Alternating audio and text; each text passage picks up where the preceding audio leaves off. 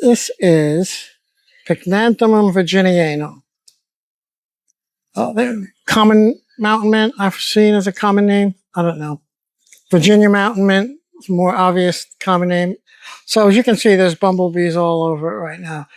It gets little bees, it gets flower flies. This is a really popular little plant. Now this is just 2 seedlings that I put in the fall. And they're both, 1.5 tall and 18 inches wide. Beautiful. Move back a little bit. So I don't know. This might be one of my favorite mountain mints. I like Pycnanthemum tenuifolium too. That's like grass leaf maybe. It's narrow leaf mountain mint, perhaps they call it. And I've had good bees on that. I've had golden northern bumblebees, Let's see if we can get a close up in the flower if the wind's not too bad. They're pretty. They got a little pinkish hue to them, This is a good plant. Deer and rabbit don't eat it. Nothing seems to eat it. It's in the mint family. Crush up leaf and smell it. It smells wonderful. I'm sure they make tea out of it, but look that up. I'm not recommending anybody eat any of these plants. Bumblebee on here. The bumblebees absolutely love this plant. And now, I have 3 other mountain mint species growing right nearby, and we're going to get to all of them.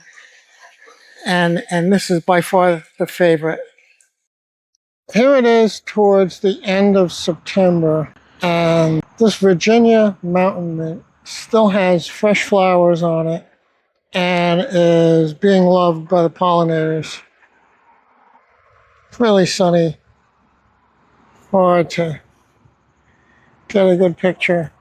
But I mean, this thing is producing flowers for a couple of months now, And it's just 2 little cuttings that I started last fall. And now this is it in December. So this is a great plant. Out of all the mountain mints, as I've said before, I think this is my favorite. But, you could try a couple and judge for yourself. Very easy to grow. Easy to grow from seed. Easy to grow from cuttings. This is a nice plant. It's native to half the country.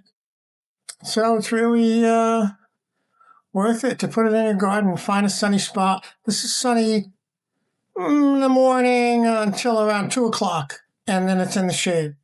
So it needs, 6-7 hours of sun, I would say, to do its best.